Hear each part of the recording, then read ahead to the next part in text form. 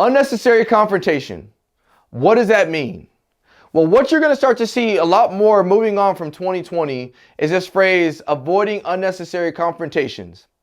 Recently, there was a situation, I believe it in Colorado was, where there was a guy that was wanted for several warrants, some misdemeanor warrants for child abuse. There was also a felony warrant for kidnapping. This person was also to believed armed and possibly dangerous. He essentially barricaded himself in a house and later went on to release his 6-year-old child that was inside that house, leaving him inside that house by himself with the SWAT team surrounding the house. Now, after several hours of negotiation and trying to get this guy to come out, the decision was made that we're going to avoid an unnecessary confrontation and we're going to walk away. Now, some of you guys are going to probably watch this video and be like, it's about time. We now have officers that are leaving scenes, and so that way we can preserve human life. Some of you guys are going to say that. There's going to be others of you that are going to watch this video and they're going to say, oh my goodness, there goes 2020. This is what policing looks like. And now we're going to let the bad guys continue to do what the bad guys do. So my question for everybody is where's the balance? Is this a balanced approach?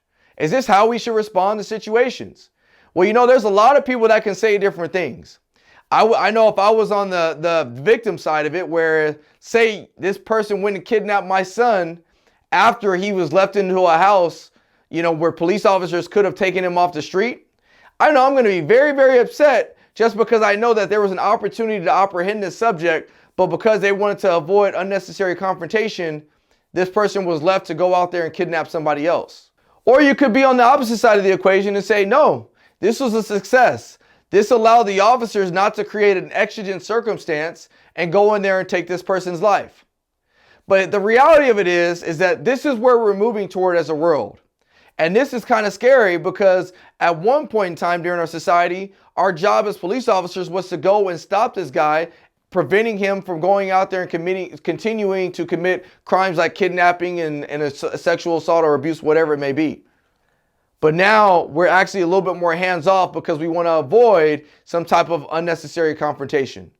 I understand why police departments may say, hey, look, we're not going to create an exigent circumstance so that way we can preserve a human life. But at the end, somebody else is going to suffer from it. Kind of goes back to the example I used earlier, is when we start to defund the police. Once we do that, who do you think is going to suffer most? Is it going to be some of the wealthy people, or is it going to be some of the people that come from these impoverished neighborhoods?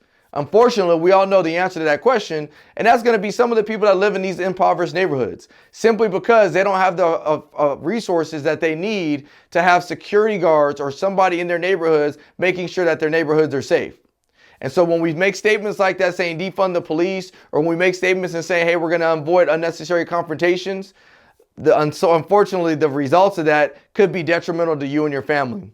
It's just a thought. You might want to think about what we can do so that way we can provide better balanced approaches to our society as opposed to these knee-jerk reaction approaches. Thanks again and God bless.